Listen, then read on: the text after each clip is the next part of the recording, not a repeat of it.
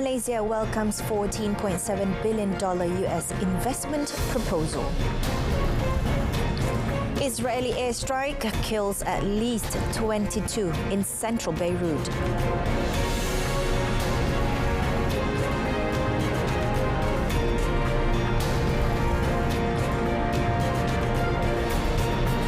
Good afternoon and salam Malaysia Madani. Thanks for joining us. I'm Renee Fong and you are watching World Today. Malaysia has welcomed the proposed $14.7 billion US dollars investment by United States technology giants Google, Microsoft, Enovix Corporation, Amazon Web Services, Abbott Laboratories and Boeing. The matter was conveyed by Prime Minister Datuk Seri Anwar Ibrahim during his bilateral meeting with US Secretary of State Antony Blinken on the sidelines of the 44th and 45th ASEAN summits and related summits last night. Datuk Seri Anwar said Malaysia also looks forward to strengthening cooperation with the US in emerging industries. On another note, the Prime Minister welcomed the US delegation to the next senior officials dialogue in Putrajaya end of October as the two countries celebrate the 10th anniversary of the Malaysia-US Comprehensive Partnership.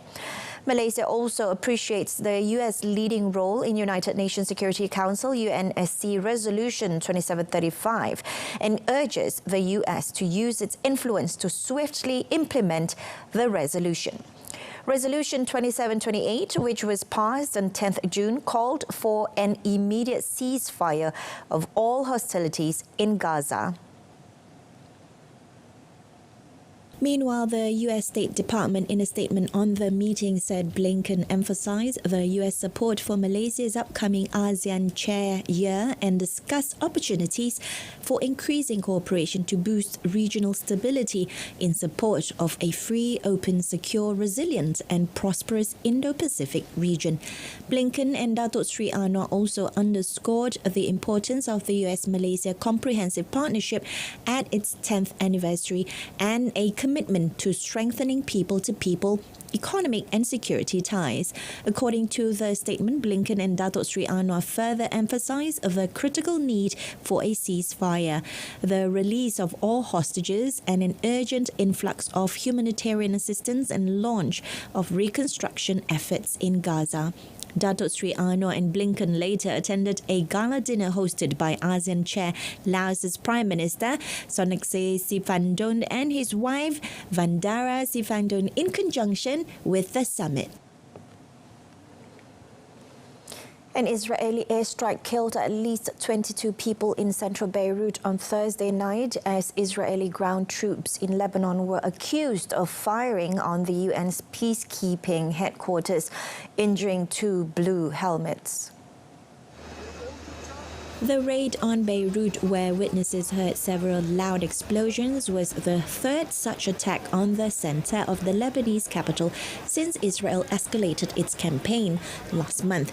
Lebanon's health ministry issued the updated death toll and said the number of injured had risen to at least 117. A Lebanese security source, without giving further details, said a Hezbollah figure was targeted after a series of killings of top officials in the movement. Most Israeli strikes have targeted the South Beirut area, not the center. The attack came on the same day as the UN's peacekeeping force in Lebanon accused Israeli soldiers of repeatedly firing on its positions, including with a tank, leaving two Indonesian soldiers with injuries.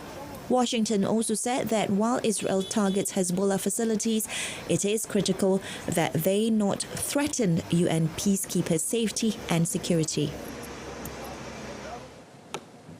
Meanwhile, UN Peacekeeping Chief Jean-Pierre Lacroix reiterated on Thursday that the safety and security of United Nations peacekeepers in Lebanon are increasingly in jeopardy, and operation activities have virtually come to a halt since 23rd September.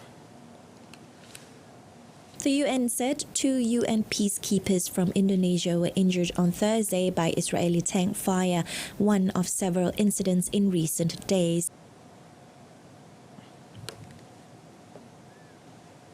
Peacekeepers have been confined to their bases with significant periods of time in shelter. This severe impediment to the mission's freedom of movement within the area of operation has limited the mission's monitoring and reporting ability. The security environment has also presented challenges for the resupply of fuel, food and water for UN positions. The deconfliction of UNIFIL logistics movements remains paramount. The mission is monitoring the security and sustainability of each of its positions, especially those on the blue line.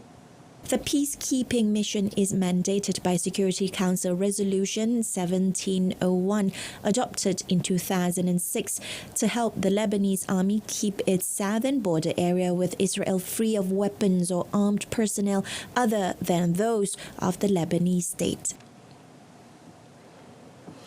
Italian Defense Minister Guido Crosetto on Thursday said Israeli forces have acted illegally by shooting at positions used by UN peacekeepers in Lebanon, denouncing it as a possible war crime.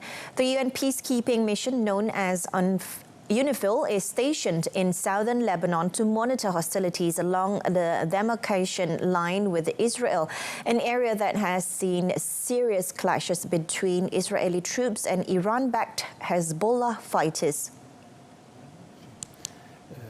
UNIFIL said 2 of its peacekeepers were injured when Israeli soldiers fired on its positions. Crosetto had contacted his Israeli counterpart to protest and had also summoned the Israeli ambassador to Italy to demand an explanation.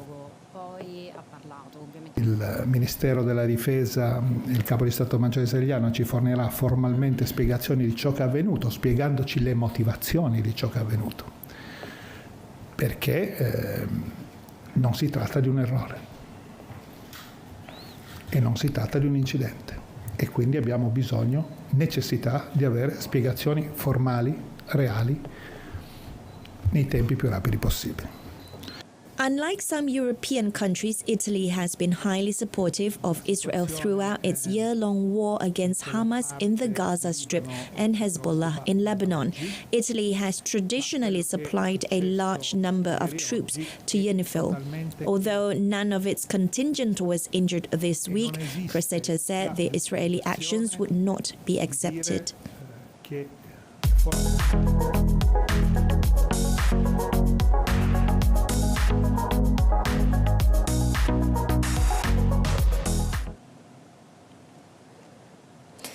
Indian Prime Minister Narendra Modi said on Thursday that relations between New Delhi and ASEAN members are very important amid conflicts and tensions around the world. Modi spoke during the 21st ASEAN-India Summit at the National Convention Centre in Vientiane, Laos. मेरा मानना है कि 21वीं सदी Asian century Bharat और ASEAN देशों की century है। आज जब विश्व के कई हिस्सों में संघर्ष और तनाव की स्थिति है, तब भारत और आसियान की मित्रता, समन्वय, संवाद और सहयोग बहुत ही महत्वपूर्ण है। Modi also highlighted the growing strategic collaboration between his nation and ASEAN, particularly in maritime security, and emphasized the bilateral trade has more than doubled in the past decade, surpassing $130 billion. Regional leaders pledged to strengthen ties, highlighting the early completion of the ASEAN-India Plan of Action 2021 to 2025 as a key success. Laos Prime Minister Sonaxay Siphandone said the success of the ASEAN-India Plan has contributed to sustainable development within and beyond the region. Meanwhile, leaders and dignitaries of Southeast Asian nations on Thursday also met with dialogue partner Canadian Prime Minister Justin Trudeau as they commence the ASEAN-Canada Special Summit in Vientiane as part of the regional bloc's annual gathering. In his opening remarks, Trudeau highlighted that he was the first Canadian Prime Minister to have attended the ASEAN Summit 3 times in a row and the first Prime Minister to have visited Laos. ASEAN represents the fastest growing region in the globe. In fact, Trade between Canada and ASEAN has nearly doubled since I first became Prime Minister in 2015, and ASEAN is now Canada's fourth largest trading partner with almost $40 billion in trade annually. Trudeau is in Laos to meet with Southeast Asian leaders in what is the Liberal government's latest effort to strengthen Canada's ties in a region with strong Chinese influence. Canada's efforts are part of a larger Western push for stronger economic and political relationships with Southeast Asian countries, largely to reduce reliance on Chinese goods. China will resume imports of Australian lobster by year-end. Prime Minister Anthony Albanese announced the matter on Thursday, marking the end of a 4-year diplomatic fight that saw tens of billions of dollars of Australian exports locked out of China. I'm pleased to announce that Premier Lee and I have agreed on a timetable to resume full lobster trade by the end of this year. This, of course, will be in time for Chinese New Year, and this will be welcomed by the people engaged in the live lobster industry. Albanese said he agreed on the timeline to resume full lobster trade during a meeting with Chinese Premier Li Qiang on the sidelines of the Association of Southeast Asian Nations meeting in Laos. China first imposed unofficial bans and tariffs on Australian goods ranging from coal to wine and rock lobster in late 2020. After years of tensions that culminated in Canberra calling for an inquiry into the origins of COVID-19. Before Thursday's announcement, all the restrictions bar lobster had been removed as relations between the major trading partners improved.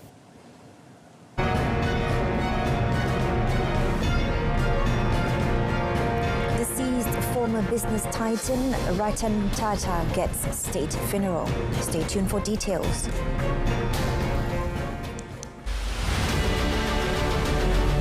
Malaysia will chair the Regional Community ASEAN in 2025.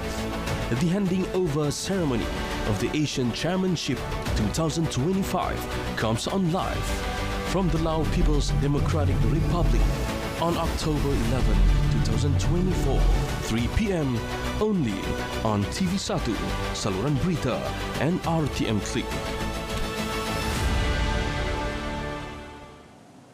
Welcome back to World Today. Turkish President Recep Tayyip Erdogan said on Thursday that he discussed Israel's attacks on Gaza and Lebanon with Albanian Prime Minister Edi Rama during an official visit to Tirana.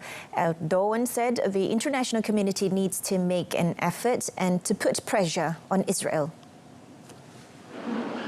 NATO member Turkey is among the world's sharpest critics of what it calls Israel's illegal and reckless wars with Hamas and Hezbollah.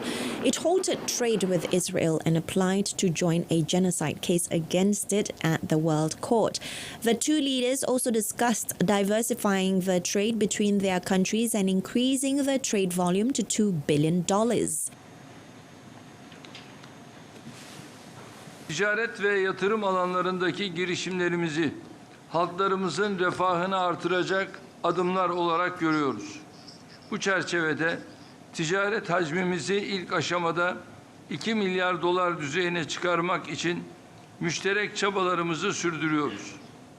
Görüşmelerimizde karşılıklı yatırımlarımızı günümüz koşullarında avantaj sağlayacak yenilikçi sektörleri içerecek şekilde çeşitlendirme konusunda mutabık kaldık. Moving on to Peru, where schools across Lima are closed. Armed forces are transporting citizens and the government ask employers to encourage remote work as public transit companies began a strike on Thursday to demand more action against rising crime and extortion. This is the second transport strike in 2 weeks, and this time unions around the country have called for a 72-hour strike. Shopping centres and markets around Lima also closed their doors in support of the protests, with business owners saying they are also facing extortion from organised crime. At the end of September, the government declared a state of emergency in 14 districts around Lima to let the military help police fight crime after businesses said the state was losing the battle against organised crime. On Monday, 4 people in a small bus, including the driver, were killed in the province of Callao near Lima. According to the police, at least 6 other people have been killed in extortion cases since late August. Prime Minister Gustavo Adrianzin said on Wednesday night that 10,000 police and military personnel would monitor the drivers' strike, whose leaders have announced they would march to Congress in central Lima. Ratan Tata, the former Tata Group chairman who expanded companies under his brand name into a global behemoth spanning multiple industries, got a state funeral on Thursday. Hundreds of people, including corporate leaders, politicians and celebrities, gathered in India's financial hub Mumbai to pay their last respects to Tata, who died aged 86 on Wednesday. Known for his exemplary business acumen and philanthropic nature, Tata as chairman led various companies within the Tata conglomerate for more than 20 years. Tata had been in Mumbai hospital since Monday, but the cause of his death was not immediately made public. After his death, tributes poured in from around the world, underlining a popularity that transcended boundaries and generations. He's a rare businessman. Doing business is one angle, and doing business with ethical is very important. He has kept that all his life through. He has made India visible globally. He was really a remarkable person, and I think if you look at the outpouring today of feeling, of affection, of respect, of regard, I mean, I can't remember anybody, honestly, in the world of industry who's evoked this kind of emotion among people across a very, very wide cross-section. I mean, it is truly seen as a national loss. आज का दिन बहुत ही दुख भरा है हम सब के लिए, पूरे देश के लिए। रतन जी ने जो कंट्रीब्यूशन दिया है,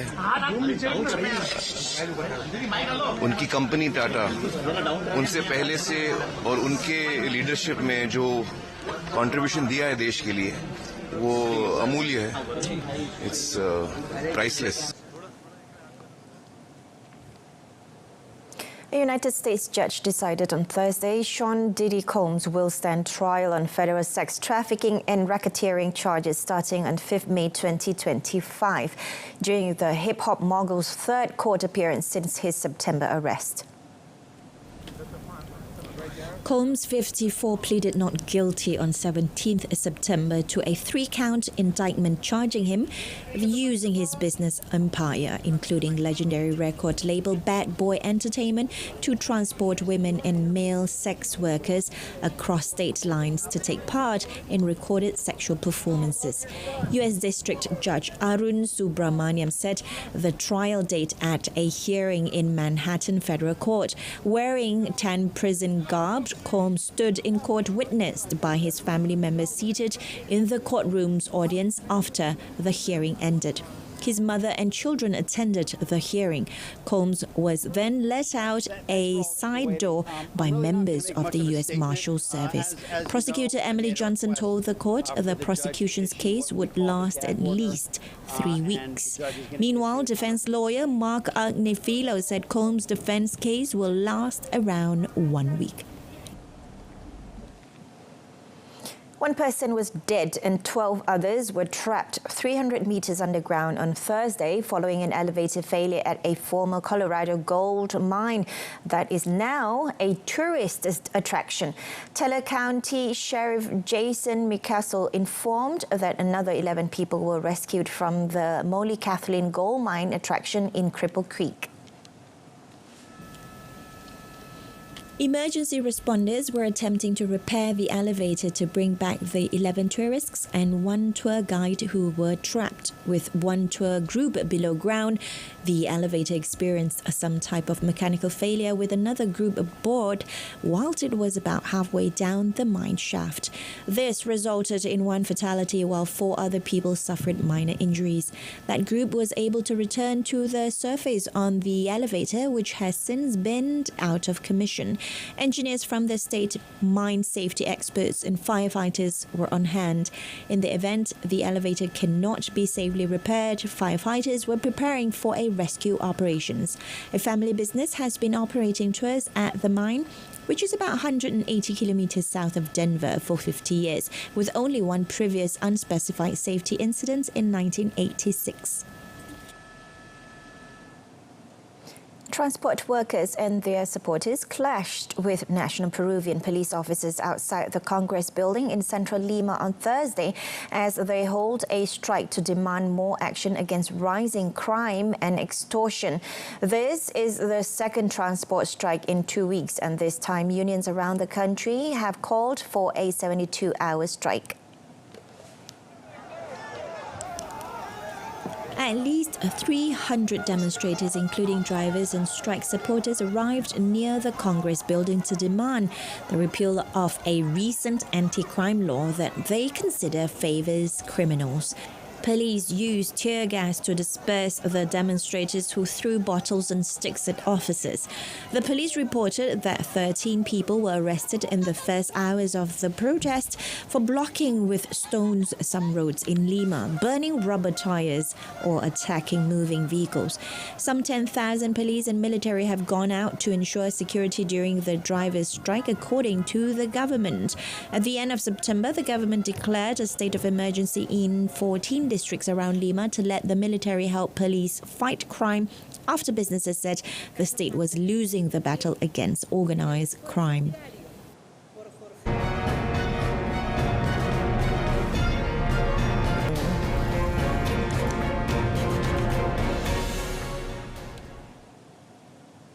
World number 132, Malaysia, who will play an international friendly against number 95, New Zealand, at North Harbour Stadium in Albany on Monday, will first have a warm-up against Auckland FC in a closed-door test match in Auckland later today. Auckland FC, who were only formed 6 months ago, indicated they are very excited to play against Malaysia, who will be their first ever Asian opponents. Malaysia coach Palma Tibisente hopes that Auckland FC gives his team a good warm-up for the much tougher match against New Zealand. Auckland FC, who have former Japanese star Hiroki Sakai, also hoped to give Malaysia a tough time. Spaniard Vicente sees the match against Auckland as a valuable opportunity for assessment and team development. Since last Sunday, the Malaysian team have been training at a field next to the North Harbour Stadium. In a move to engage with the local community, the Malaysia team will have an open training session at Rongomai Park tomorrow. Fans are invited to watch Harimau Malaya train and they can interact with players and officials. Japan handed Saudi Arabia a 2-0 defeat in Jeddah early this morning as Hajime Moriyasu's side continued their march towards the World Cup with a third consecutive win in Asian qualifying that moves the Samurai Blue 5 points clear at the top of Group C. Tony Popovic enjoyed a winning start as Australia coach as the Socceroos surged to a 3-1 victory in a World Cup qualifier against China at Adelaide Oval yesterday. And winning, the winger sliding the ball inside the far post with a quality left foot finish. The goal silenced the home fans, but Craig Goodwin rallied them. And that wraps up World Today this time around. In our top story, Malaysia welcomes $14.7 billion US investment proposal. Till next time, I'm Renee Fong, Malaysia Madani. From the river to the sea, Palestine will be free. Thanks for watching and have a pleasant Friday afternoon.